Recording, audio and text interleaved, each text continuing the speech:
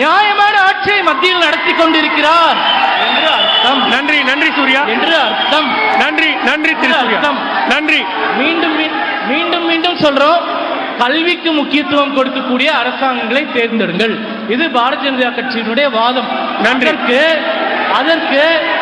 அதற்கு இறுதியா தரவோட நான் சொல்றேன், 2014ஆம் ஆண்டு பாரதிய ஜனதா கட்சி ஆட்சி அமைக்கும் போது இந்தியாவில் 320 பல்கலைக்கழகங்கள் இருந்தன. இன்று 10 ஆண்டுகளில் 1043 பல்கலைக்கழகங்கள் இருக்கின்றன.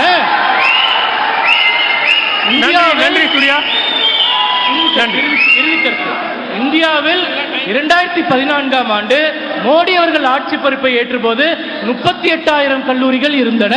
இன்று 53,000 கல்லூரிகள் இருக்கின்றன. மருத்துவக் கல்லூரிகள் நாங்கள் ஆட்சி பொறுப்பை ஏற்கும் போது 387 மருத்துவக் கல்லூரிகள், இன்று 706 மருத்துவக் கல்லூரிகள் முடிஞ்சிருச்சு. நன்றி. இறுதியா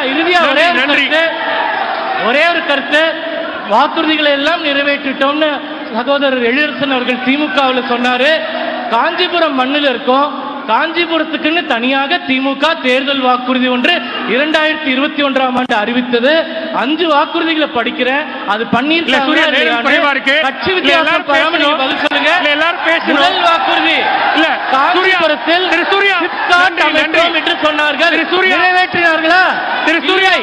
காஞ்சிபுரத்தில் அரசு சட்டக்கல்லூரி கொண்டு வருவோம் சொன்னாங்க, நிறைவேற்றினாங்களா?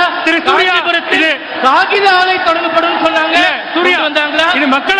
சாலை அமைக்கப்படும் சொன்னாங்க, இல்ல. ஊர்ப்பாடைகளை திறப்போம் சொன்னாங்க, இருந்தாங்களா? இல்ல. எனவே ஒரு வாக்குறுதியுமே நிறைவேற்றாத திமுகவிற்கு இந்த நிகழ்ச்சியை பார்த்துக் கொண்டிருக்கக்கூடிய தமிழர்கள் ஒரு வாக்கை கூட செலுத்தக்கூடாது என்ற இறுதி கருத்தோடு என்னுடைய உரையை முடித்துக் கொள்கிறேன். நன்றி நன்றி சூர்யா.